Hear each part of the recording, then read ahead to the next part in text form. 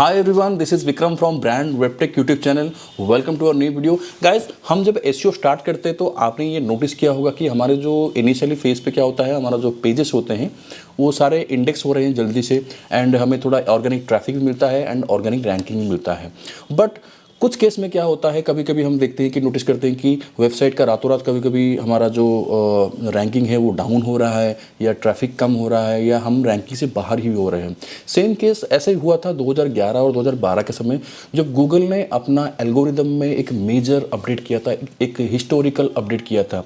दोस्तों, Google Panda and Google penguin का जो एल्गोरिदम चेंज हुआ, अपडेट लाया था 2011 और 2012 के समय, उसके बाद रातों रात बहुत सारे ऐसे वेबसाइट थे जिनका रैंकिंग डाउन हो गया, रेवेन्यू में काफ़ी ज़्यादा लॉस हुआ, ट्रैफिक में सबकी बहुत लॉस हुआ। तो आज की इस वीडियो में हम वही बात करेंगे Google Panda and Google penguin के बारे में कि एल्गोरिदम क्या है एंड इसको क्यों लाया था गूगल, क्या क्या ऐसे रीजंस रही जिसके लिए इसी एल्गोरिदम को चेंज करना पड़ा। क्योंकि आज भी अगर वेबसाइट की रैंकिंग की बात करते हैं तो गूगल पांडा एंड पेंगुइन के ऊपर ये डिपेंड करता है, क्योंकि ये एक कोर अपडेट का, ये एक कोर एल्गोरिदम का हिस्सा है। सेकेंड रीज़न ये है कि बहुत सारे इंटरव्यू में गूगल अपडेट्स के बारे में, जो एल्गोरिदम अपडेट्स होते हैं उसके बारे में क्वेश्चन पूछे जाते हैं। इस साल भी बहुत सारे ऐसे अपडेट्स हुए हैं जो कि आपको जानकारी होगा ही, और अगर नहीं है तो मैं उसके ऊपर भी एक वीडियो बनाऊंगा। लेकिन जो मेजर अपडेट्स हुआ है, जो हिस्टोरिकल अपडेट्स होते हैं, जो कि कोर अपडेट का एक हिस्सा होता है, उसके बारे में सवाल रहता ही रहता है। तो चलिए जानते हैं गूगल पांडा के बारे में। ये अपडेट लाया गया था 2011 फरवरी के महीने में, और इसका लाने का जो पर्पज़ ये था, to improve search quality by promoting high quality content and demoting low quality और स्पैमी पेजेस। इसका मतलब ये एक था कि 2011 से पहले बहुत सारे ऐसे वेबसाइट थे कि जो कि स्पैम कर रहे थे, ब्लैक हेट टेक्निक का बहुत ज़्यादा यूज कर रहे थे, एंड कंटेंट जो क्वालिटी था वो बहुत ज़्यादा लो था, जिसकी वजह से वो रैंक कर रहे थे। कहीं ना कहीं यूजर का जो एक्सपीरियंस है वो हैम्पर हो रहा था, एंड गूगल का यहाँ पे क्रेडिबिलिटी भी लॉस हो रहा था। अभी देखते हैं कि क्या क्या ऐसे इम्पैक्ट रहा इस एल्गोरिदम चेंज की बात। हम देखते हैं तो पहला जो यहाँ पे ट्रैफिक लॉस हुआ, 12% of search queries affected globally post Panda roll out in 2011। Revenue में भी काफ़ी ज़्यादा इम्पैक्ट हुआ।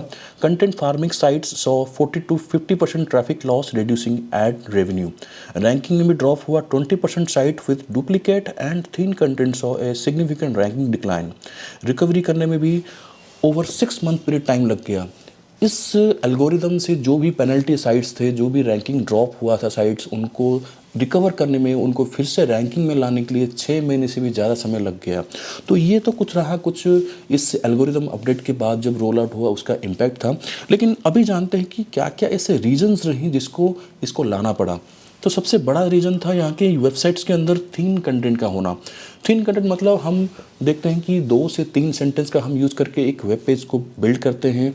जब हम एक टॉपिक के कवर करने की बात होती है तो 2 से 3 सेंटेंस का यूज़ करके अगर हम एक पेज बनाते हैं तो वहाँ पे कोई सेंस नहीं बनता, वहाँ से एक टॉपिक के बारे में अच्छे से हम जानकारी नहीं दे पाते हैं, तो वो एक थिन कंटेंट कहलाता है। डुप्लीकेट कंटेंट भी एक बहुत बड़ा इशू था उस टाइम, और आज भी है, क्योंकि डुप्लीकेट कंटेंट मतलब अगर सेम पीस ऑफ कंटेंट अगर मल्टीपल जगह पे हम यूज़ कर रहे हैं इंटरनेट पे, तो वो डुप्लीकेट कंटेंट कहलाता है। वहाँ पे यूनिकनेस नहीं रहता है, ओरिजिनलिटी नहीं रहता है। लो क्वालिटी कंटेंट यहाँ पे देखते हैं, lack depth of value to reader.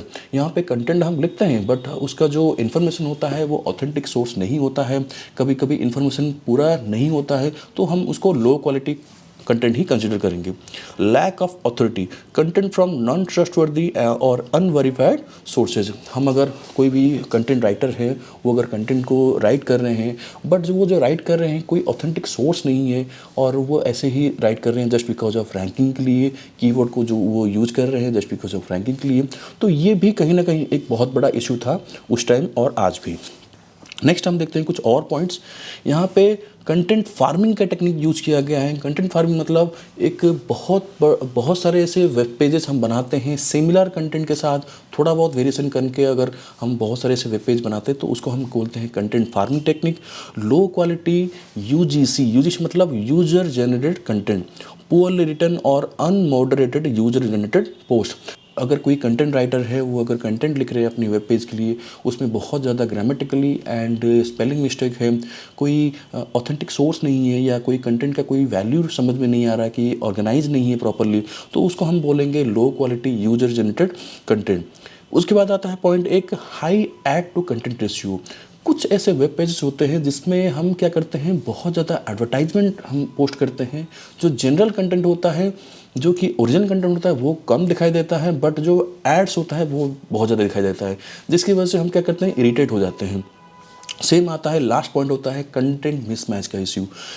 Title कुछ और है बट एक्चुअली जब हम विजिट करते हैं वेबसाइट के अंदर तो वहाँ पे कुछ कंटेंट ही कुछ और है, तो मतलब हमें यूजर को हम मैनिपुलेट कर रहे हैं यहाँ पे। तो ये रहे बहुत सारे ऐसे प्रॉब्लम जिसको ओवरकम करने के लिए गूगल को ये एल्गोरिथम में बड़ा सा बदलाव करना पड़ा। लेकिन अभी देखते हैं कि गूगल पांडा आज की डेट में भी कैसे वो कंटेंट को इवैल्यूएट करता है एंड कंटेंट को इवैल्यूएट करने के बाद कैसे वो रैंकिंग देता है। तो सबसे पहला जो रीजन है यहाँ पे रेलेवेंस एंड डेप्थ दिखता है। कंटेंट के अंदर रेलेवेंसी होनी चाहिए, यूजर का जो क्वेरी है उसके अकॉर्डिंग प्रॉपरली आंसर भी होना चाहिए वेब पेज के अंदर, और वेल रिसर्च्ड होना चाहिए कंटेंट हमारा, एंड कंप्रहेंसिव होना चाहिए एंड रेलेवेंट टू आंसर। उसके बाद ओरिजिनलिटी देखेंगे तो यहाँ पे डुप्लीकेट कंटेंट हम ना करें, ओरिजिनल होना चाहिए, यूनिक होना चाहिए, फ्रेशनेस होनी चाहिए।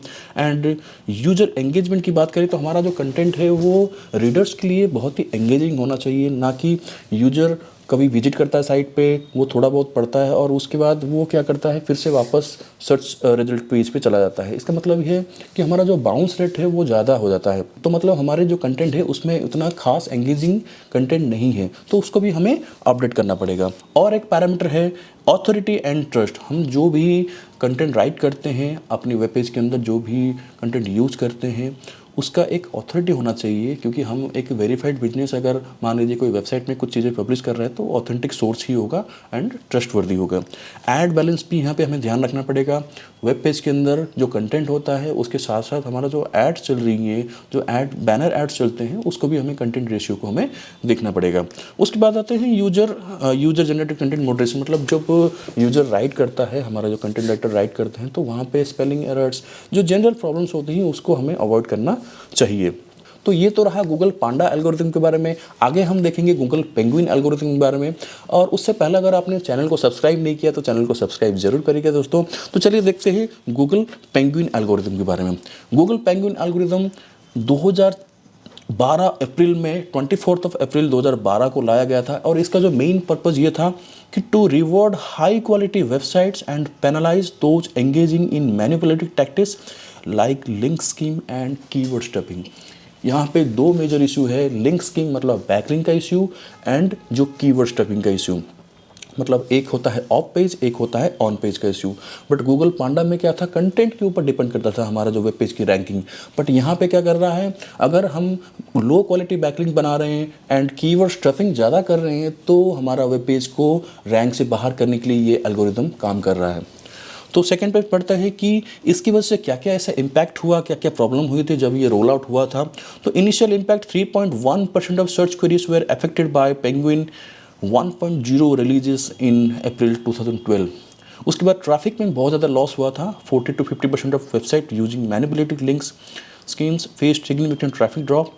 रिकवरी टाइम में भी वही 6 से 7 महीना उनको फिर से लग गया जब ये रोल आउट हुआ था, और बहुत ज़्यादा वेबसाइट उनकी जिनकी वेबसाइट की जो ट्रैफिक है वो डाउन हो गई थी, एंड उनको रिकवर करने में भी 6 से 7 महीना लग गया, क्योंकि उनको फिर बैकलिंक जो बैड बैकलिंक्स होते हैं, जो पुअर क्वालिटी के जो बैकलिंक होते हैं उनको रिमूव करना पड़ा, एंड कीवर्ड स्टफिंग भी अगर किए तो फिर से कंटेंट को रीराइट करना पड़ा होगा, तो उसके बाद ही वो रिकवर कर पाएंगे। आज की डेट में भी ये सेम प्रॉब्लम हम करते हैं, कीवर्ड स्टफिंग करते हैं, लो क्वालिटी बैकलिंक्स बनाते हैं, एंड हमारा जो थीन कंटेंट पेज होता है, बहुत सारे ऐसे हम कंटेंट राइट करते हैं जिसमें स्पेलिंग और ग्रामेटिकली मिस्टेक होता है, ये तो जनरली हम मिस्टेक करते हैं। तो आज भी ये एल्गोरिदम, एक कोर जो एल्गोरिदम है, ये हमें रैंकिंग दिलाने में कहीं ना कहीं डिपेंड करता है। तो अब देखते हैं क्या क्या ऐसे की प्रॉब्लम्स रही है। सबसे पहले आते हैं, देखते हैं लिंक स्कीम का।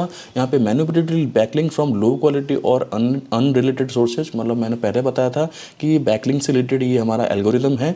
And keyword stuffing, over using keywords unnaturally to manipulative ranking. कीवर्ड स्टफिंग हम करते हैं बहुत सारी ऐसी जगह पे, जैसे कि ऑन पेज के दौरान हम क्या करते हैं, मेटा टाइटल्स में मेटा टैग्स यूज़ करते हैं, मेटा डिस्क्रिप्शन में भी यूज़ करते हैं, कभी कभी मेटा कीवर्ड, जो कि आजकल की डेट में हम गूगल की तरफ से रिकमेंड नहीं है, बट फिर भी हम क्या करते हैं, उसको यूज करते हैं। हम बहुत सारी जगह पे क्या करते हैं, कीवर्ड का स्टफ़ करते हैं। तो उसकी वजह से ना कहीं यहाँ पे एक ब्लैक हेड टेक्निक हो जाता है, और उसकी वजह से रैंकिंग से हम बाहर हो जाते हैं।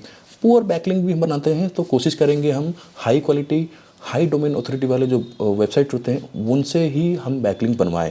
अगर मान लीजिए हमारी जो वेबसाइट है वो पेनल्टीज लगी हुई, हमारी जो वेबसाइट से वो रैंकिंग में नहीं आ रहा है, कहीं ना कहीं मतलब पेनल्टी से जा रहा है, तो उसको अवॉइड करने के लिए हमारे पास क्या है, हम बैकलिंक बनाएंगे। Focus on earning high quality and relevant backlinks, content well published written and natural language में हम रिटन करें।